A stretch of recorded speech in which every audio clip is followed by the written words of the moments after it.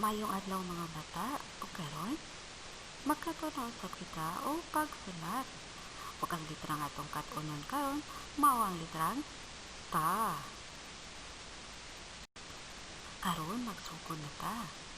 Ang atong unahon mao ang dako nga litrang ta. Og tan-awa ang kamot og asa kini siya padulong.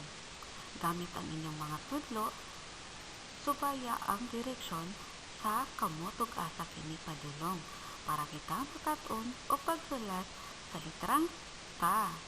Magsugod na ta og balikon nako tan-awa ang kamot.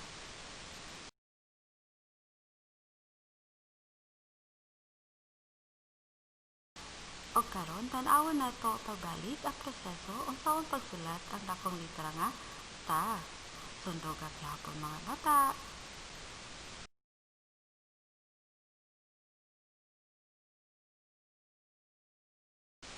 Karon mga bata, sundog at gyapon kini.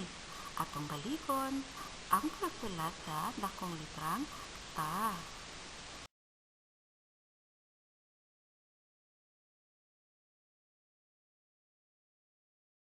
Og mga bata, karon atong kat-unon ang pagsulat sa gamay litra nga ta. Balikon nako, tan-awa ang kamot o sunduga kini pinagi sa inyo tudlo. Magsugod na ta, tan-awa.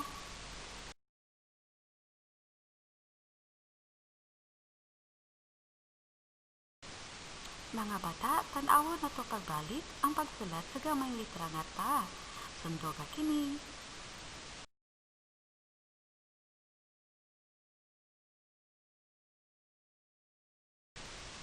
Mga bata, ato gihapong balikon para gid atong madumduman.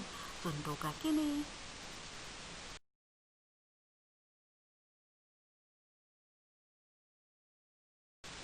O karon ato naging nakatunan ang pagsulat sa dako o gamay nga litrang ta. Og mga bata, balik-balika kani pagsulat sa inyong papel o notebook para dili kini malimtan. Balikon nako, ang litra nga itong ikaton karon mao ang litrang ta. Mga bata, ayaw kalimti. O kini si Teacher Joy, maingon, mayong adlaw, o bye-bye!